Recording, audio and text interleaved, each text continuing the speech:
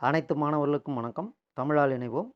இன்னைக்கு திருச்சி அரசு ஐடிஐ திருவெறும்பூர்ல சேரணும்னா, ஒருவேளை ஆன்லைன் முறையில விண்ணப்பம் செய்யணும், அப்ளிகேஷன் போடணும்னு நீ நினச்சீன்னா, என்னென்ன கொண்டு போகணும் அப்படின்றதான் இன்னைக்கு வீடியோ.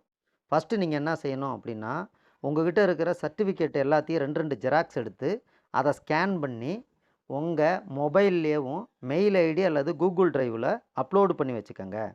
அதுக்கப்புறம் உங்களோட பாஸ்போர்ட் சைஸு ஃபோட்டோ அதே முறையில கேட்பாங்க.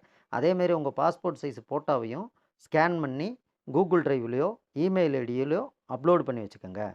அதுக்கப்புறம் உங்ககிட்ட எப்பயுமே பெர்மனன்ட்டா இருக்கக்கூடிய, நிலையா இருக்கக்கூடிய மொபைல் நம்பர், அதுக்குரிய இமெயில் ஐடி, அதுக்குரிய பாஸ்வேர்டு எல்லாமே கண்டிப்பா கொண்டு போங்க.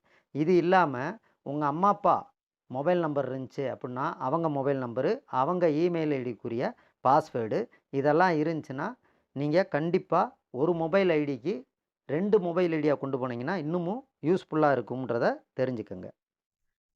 அதுக்கப்புறம் ஆன்லைன்ல விண்ணப்பிக்கிறதுக்கு முன்னாடி உன்ட்ட என்ன கோர்ஸ் படிக்க போறன்ற டீட்டெயில்லாம் கேட்பாங்க. அதனால அந்த ஐடிஐல என்னென்ன கோர்ஸ் எல்லாம் இருக்கு, உனக்கு பிடிச்ச கோர்ஸ் எது? இந்த இத பத்தி தெளிவா தெரிஞ்சுக்கிட்டு, நீயி அங்க போயி முன்னாடி அப்ளை பண்றதுக்கு உட்காரணும். அடுத்து விண்ணப்பிக்கிறது ஆன்லைன் மெத்தடுன்னு சொன்னோம். ஆன்லைன் மெத்தட்ல விண்ணப்பிக்கணும் அப்புட்ன்னா, கண்டிப்பா வந்து பதிவு கட்டணமா ரூபாய் 50 வாங்குறாங்க. அதேபோல கீழ் உள்ள வெப்சைட் அட்ரஸ் மூலமா தான் நீங்க ஆன்லைன்ல அப்ளிகேஷனே போடணும்.